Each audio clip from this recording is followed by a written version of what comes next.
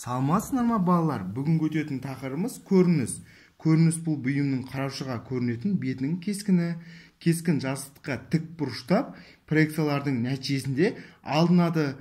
Көріністер негізгі үш түрге бөлінеді: жергілікті, қосымша және негізгі болып бөлінеді. Біз мына суреттен, яғни көріністі көре аламыз.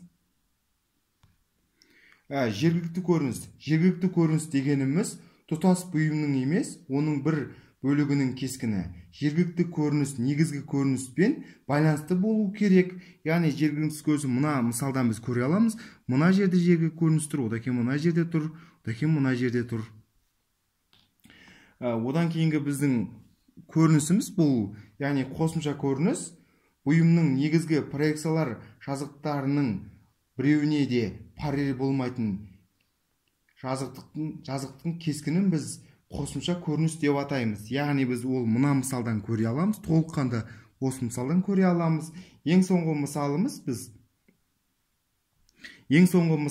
бұл негізгі көрініс, бұйымның қараушыға көрінетін берінің фронталь немесе горизонталь немесе профиль жазықтарының кескіні. Яғни біз осы үш көрініс айта аламыз. Яғни мынау бұл негізгі көрініс, яғни жанынан қараған көрініс, мынау одан кейінгі үстінен қараған көрініс, мынау жанынан қараған көрініс, мынау басты көрініс болып есептеледі. Бүгінгі өткен тақырыбымыз балалар, яғни көріністің жалпы нешеге бөлінетін сол тақырып бойынша бүгін өттік.